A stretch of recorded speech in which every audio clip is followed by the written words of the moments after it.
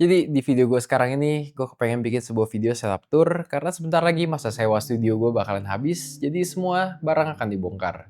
Jadi sebelum semua itu hilang, gue kepengen bikin sebuah dokumentasi untuk setup tour gue di tahun 2025. Jadi sebenarnya kenapa ada dua setup? Awalnya di November kemarin kita itu ngadain event Christmas, dimana kita bikin 4 setup, ada yang productivity, gaming, terus temanya boys sama girls. Cuman setelah event itu kelar, sisanya tinggal 2 setup, yaitu yang lu lihat sekarang, ada productivity dan juga si gaming. Dan waktu itu gue bikin ada 2 setup, satu yang gaming dan satu yang productivity, buat nyesuaiin sama tema produk yang gue review. Kalau productivity di setup putih, kalau gaming di setup hitam. Jadi sebenarnya awalnya kenapa setup ini dibikin, selain buat background pas lagi syuting, sekalian juga buat gue nge-shoot pas gue lagi main game. Misalnya lagi nge-review mouse gaming, maka dari itu masih ada b-roll yang relevan gitu, yang lagi main game juga.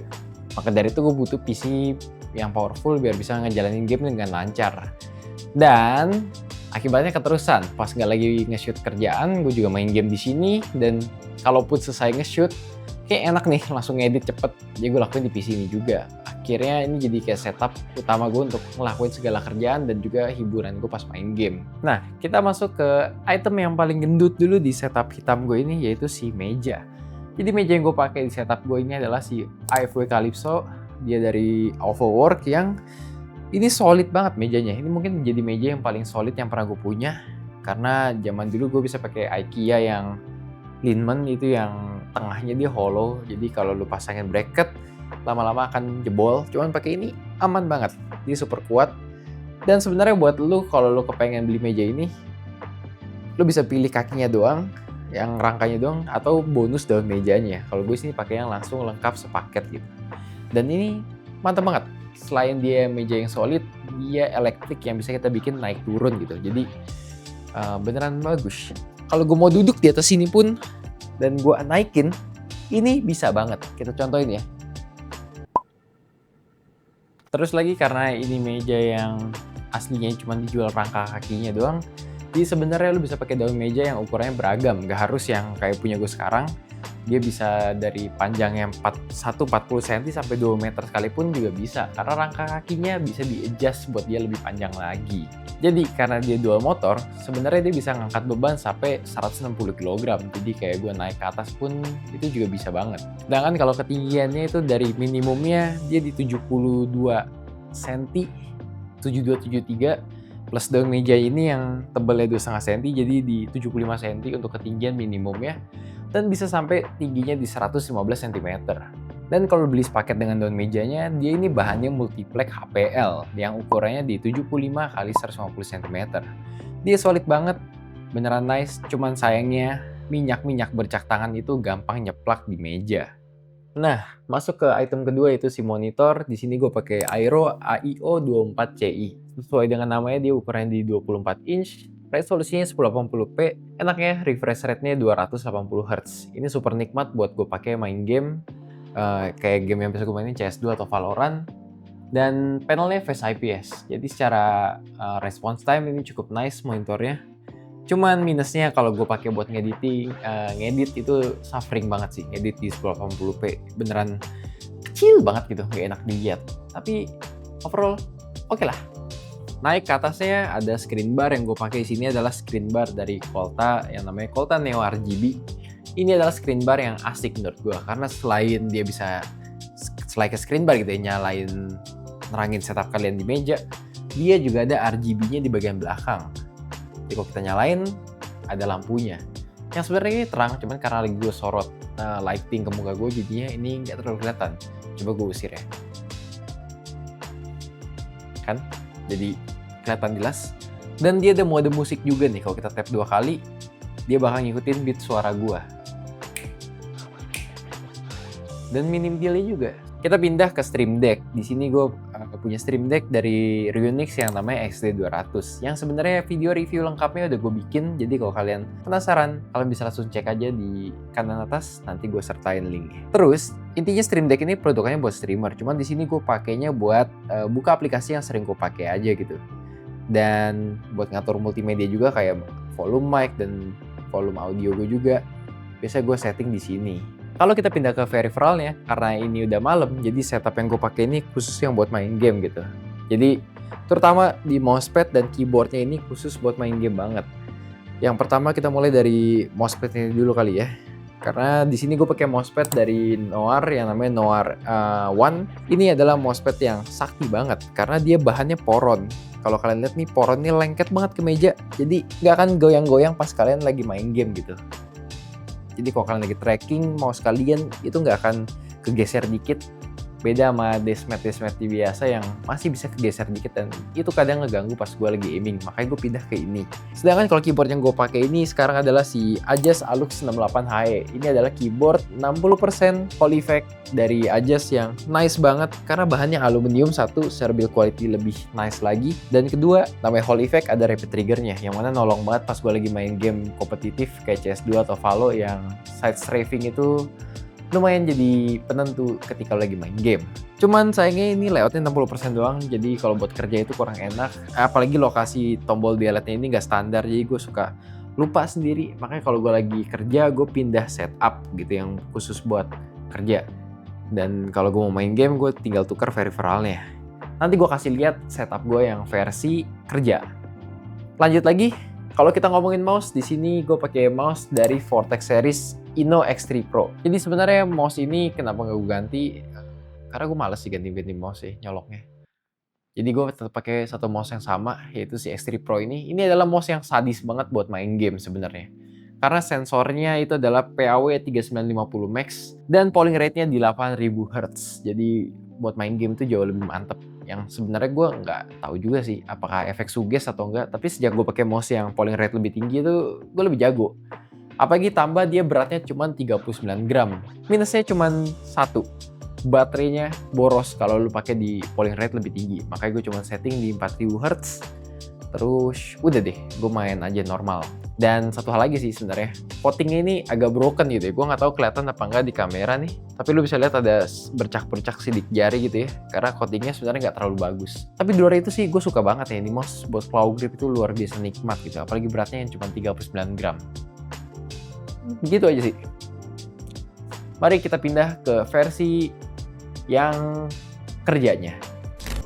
Nah, kalau kita masuk ke yang versi kerja, mouse-nya tetap sama, cuma beda di deskmat sama keyboardnya. Kalau deskmatnya sendiri, gue pakai deskmat dari Galatix karena ini cakep banget. Sebenarnya untuk ukuran deskmat dia cukup standar, ukurannya di 40 x 90 cm, tebal 3 mili dan ujungnya juga dari stitch.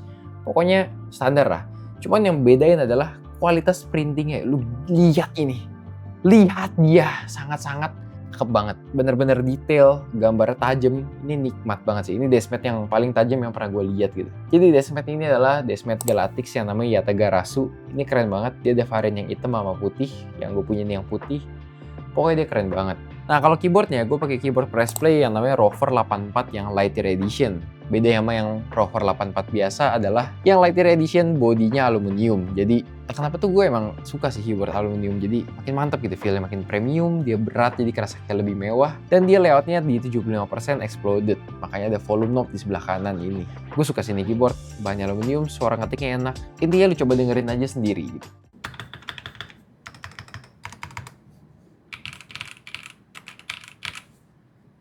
Nah, kalau kita pindah ke speaker, di sini gue pakai Edifier yang MR4. Jadi ini adalah speaker studio yang sebenarnya peruntukannya itu buat kita lagi ngedit atau kita mixing lagu. Karena secara profil suara dia cukup netral, nggak yang bass boosted atau treble boosted yang biasa kalian temuin di speaker-speaker yang buat denger lagu gitu. Enaknya speaker ini adalah kalau gue lagi ngedit, harusnya suara yang di-outputin dari speaker ini tuh akurat gitu, nggak dilebay-lebayin. Cuman ya di sini gue masih belum punya si speaker stand-nya biar dia ear level dengan telinga gue gitu. Yang biasanya tuh lebih tinggi dikit, ini seginian buat nyesuaiin sama tinggi gue pas lagi dengerin speakernya. Kemarin sih gue udah nanya ke Bang Okto teh manis, cuman gue belum sempat beli dan keburu bikin setup tour kali ini.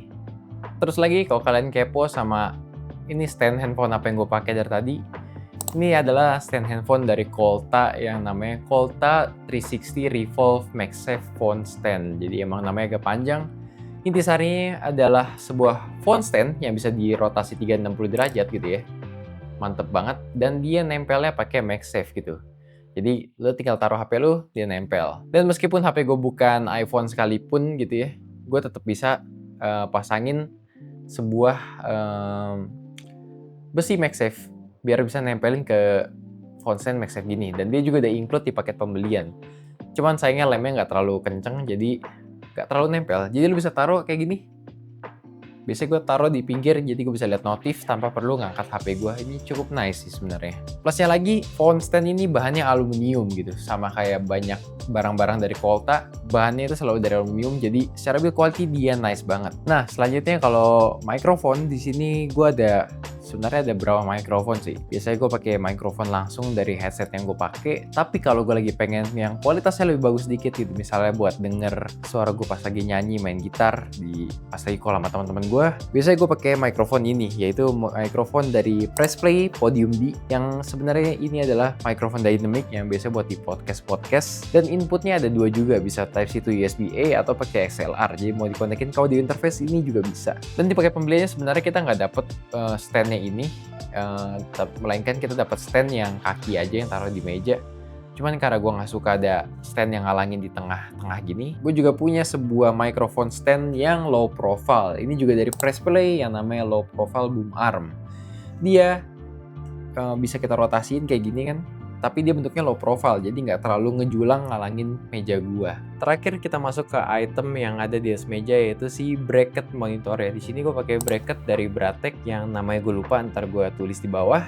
Ini adalah bracket yang overkill banget sebenarnya, karena peruntukannya itu untuk monitor dari 34 inch sampai 49 inch, karena dia untuk yang heavy duty sebenarnya. Terus ini bracket build quality-nya solid banget sebenarnya, mantep. Dia ada stoppernya nih, jadi kalau kalian petokin HP ke ujung, dia nggak akan nabrak ke sisi belakang.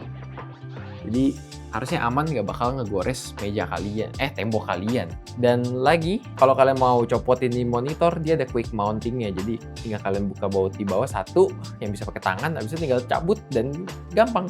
Kalau mau ganti monitor itu nggak ribet, nggak perlu kalian pegangin monitor sampai kalian nge-screw ke dalam, karena itu ribet banget dan bikin pegel. Pindah ke item pertama yang ada di bawah meja, yaitu si headphone. Di sini gue pakai headphone yang gue jadi sebagai daily driver, yaitu si DBE AutoGuide Pro. Karena di wireless, jadi gue bisa pakai dia pas lagi kemana-mana. Misal gue ambil masak, sambil ambil ngobrol sama temen gue juga bisa. Karena kalau pakai headset wired ya lu terkekang dengan panjang kabel yang lu punya. Cuman karena di wireless ya baterainya bisa habis. Makanya kalau lagi habis, gue tuker ke headset yang di sebelah kanan ini, si DBE Kumo GS2. Ini adalah headset wired yang koneksinya USB-A yang cukup nice, gitu aja sih sebenarnya standar. Sedangkan kalau kalian lihat nih, sebuah gantungan atau holder headphone yang gue pakai ini cukup unik karena dia bukan dari mejanya si OVOWorks, melainkan ini adalah gantungan headphone dari Cooler Master yang namanya Cooler Master Gem, yang konsepnya dia pakai magnetik. Jadi selagi kalian punya surface yang magnetik, dia bisa nempel. Ini sih beneran solid banget. Gue punya dua, ada yang warna putih ini dan juga yang di sebelah kanan adalah yang warna hitamnya. Selanjutnya item di bawah meja ada si komputer. Jadi ini komputer gue yang gue pakai buat segala-galanya, buat main game, buat kerja, buat segala macem. Semuanya di komputer ini. Ini speknya adalah Ryzen 9 3900 XT, RAM-nya di 32GB, dan VGA di RTX 4070. Cuman karena storage-nya kurang dan mulai menipis, jadi gue beli lagi sebuah SSD eksternal yang namanya Samsung T7 Shield yang 1TB. Ini adalah SSD yang nice banget buat dipakai keluar-keluar karena dia ada karetnya, harusnya lebih aman buat kegoncang segala macem, cukup nice. Kalau kabel manajemen gak usah dibahas, di setup kali ini gue tahu ini hancur. Gue juga lagi bingung nih, gue pernah lihat ya orang-orang tuh pada pakai kabel manajemen yang dijepit di bawah meja, jadi bisa ngumpetin semua kabel kalian gitu, bentuknya kayak rack gitu, kayak kain. Cuman gue nggak nemu apa namanya. Kalau kalian tahu mungkin boleh kasih tahu di kolom deskripsi biar kabelnya nggak hancur kayak gini. Tapi percuma juga sih karena bentar lagi setupnya bakal dibongkar. Sedangkan kalau aksen lampu yang gue pakai di setup ini, selain dari si Volta Neo RGB yang bisa ngasih background di atas monitor gue biru, untuk bagian belakang ini yang light strip di meja, gue pakai light strip dari light yang namanya Carmelian apa gitu, ntar gue tulis di bawah. Intinya dia light strip yang cukup enak karena bisa kita kontrol dari HP, nggak perlu pakai remote kayak zaman dulu yang remote-nya buat ganti-ganti warna gitu. Di sini kita bisa pakai app langsung dari handphone, bisa kalian setting warnanya mau kayak apa. Nih gue tunjukin, gue mau warna putih, dia juga bisa gitu. Mau warna yang warm, white bisa, mau ganti warna yang RGB juga bisa gitu. Jadi ini mantep banget. Nah, kalau kita masuk ke bagian samping, ini ada lampu dari IKEA yang namanya IKEA Tagart. Dan bohlamnya sendiri, gue pakai bohlam dari Bardi yang Bluetooth yang 9 watt itu kayak cukup murah ya, di bawah 100.000 udah dapat lampu RGB. Jadi gue pakai yang ini sebagai penghias aksen gue di setup yang hitam ini. Ya, begitu aja. Nah, terakhir kita masuk ke kursi yang biasa gue pakai, yaitu si Pexio Tailor. Ini jadi kursi daily driver gue untuk gue kerja, main game segala macam dari pagi sampai malam. Biasa gue duduk di kursi ini. Ini adalah kursi yang nice banget. Dan yang paling gue suka adalah si bagian lumbar supportnya ini, dia bisa di-adjust. Karena kebanyakan kursi ergo ya antara ada dan tiada untuk lumbar supportnya, tapi ini udah ada, bisa di-adjust dan bisa kita atur seberapa tegang dan bisa kita sesuaikan sama bentuk punggung kita. Dan ya, itulah akhir dari setup tour gue untuk yang setup hitam, dan untuk yang setup putih akan dipisah jadi part 2 karena ternyata durasi videonya udah terlalu kepanjangan. Jadi thank you udah nonton sampai akhir, stay tune untuk yang part 2.